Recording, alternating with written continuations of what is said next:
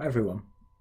If, like me, you do your best to try and get out of the daily grind of accounting and finance long enough to hear some phrases around digital disruption, the fourth industrial revolution, or Industry 4.0, you may be curious to want to know, well, what do these sort of phrases and developments mean for us as accountants and finance professionals? Now, despite our unquestionable strength in the numbers, it can't be expected that we're immune from all things that are going on around us, especially if we haven't begun to think through them for ourselves. And that's why I want to raise some of these thoughts on today's Monday Memo. Um, you know, we've developed before, let's not forget that finance and accounting, it's been around since the earliest enterprises were established. I mean, whether we're looking back to the Babylonian period to 2000 BC, where accounts were recorded on clay tablets, or fast forward a few millennia to when we were called bean counters because that's a name that was given to the tax collectors of the King's Harvest in England. Um, or even fast forward a few hundred more years to the 18th century, where that's probably the move from agricultural to machine age and the first industrial revolution, when we really had to up our game and develop as a profession. And since then, there's been a number of transitions, three industrial phases that go from the capitally intensive machine power that first was introduced to the adoption of scientific management techniques, and then the arrival of personal computers and networking power at our desks that allowed us to do things we hadn't been able to do before and we had to develop to keep up. And well, what did that look like for our profession? Well, when these capital intensive machines arrived, we had to create investor ratios and margin analysis.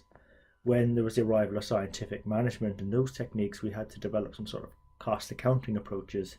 And if you think personal computers, networking, Excel spreadsheets, that's when we were able to start doing some modeling to help our financial planning and our strategic angles. We've leveraged these technologies to enhance what we've been doing as a profession. And well, this fourth industrial revolution, this cognitive computing power augmenting human production, is what people are describing it as. Well, what does that mean for us? Well, first up, I believe we can survive this digital revolution, and just like the previous ones, we've got to be open-minded in how we adapt and how we serve our organizations. And in my mind, this Industry 4.0 holds three consequences for our profession. And given the amount of content in there, I'm going to break my answers down into maybe 5 parts that I'll cover on future Monday memos and blogs. So the first part answers the question when. When are things going to start happening to us? Well, the when. And in my mind, it's the when that can be really unsettling.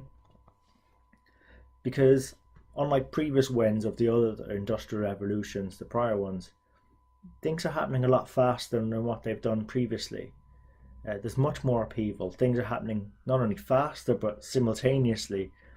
And we're seeing firsthand some of those transformations turning around complete business model in industries.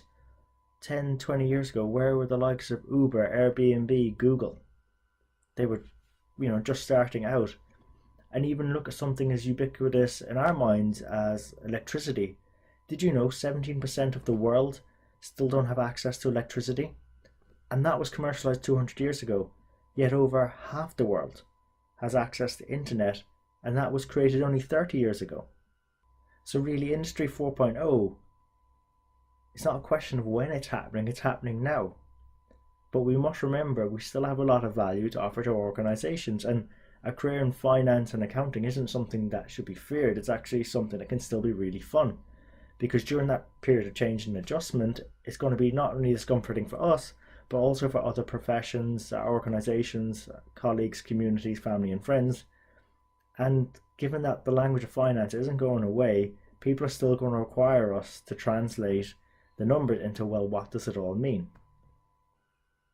And that's another reason why we set up the Strength in the Numbers show, because I do feel there's a need for us to have a platform that we can go to check in to make sure that we're continuing to remain relevant during these unsettling times. And as we keep going deeper into Industry 4.0, it's my mind we bring on guest mentors who can keep us up to date with what's going on, share their ideas, what's working, the lessons that they're perhaps learning as they're going along through this journey too. And maybe just give ourselves a bit of a chance to keep up with the changes, or ideally even edge a little bit, if we can, edge a little bit ahead of it. So look, as I said earlier, there's a lot to cover off with this Industry 4.0. And what this digital disruption means for us all, how it impacts our profession, our careers, and also our organizations. And I'll share those over the coming few episodes. But in the meantime, if you really enjoyed the show, please let your friends and colleagues know. Check out our website, sitnshow.com, for all the latest podcasts, videos, blogs, and high quality timestamp show notes that link to the relevant points in the conversations to help you improve your skills faster and look at the things that are most relevant to you.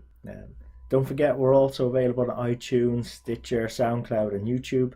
And like some of you done already, please reach out to me at andrew@sitnshow.com or connect with me on LinkedIn and let me know what's working well for you, where you're finding the most value from the show, and also recommend guests that I'm actually currently following up with to bring on that you feel have benefited you but will also benefit the rest of our community too.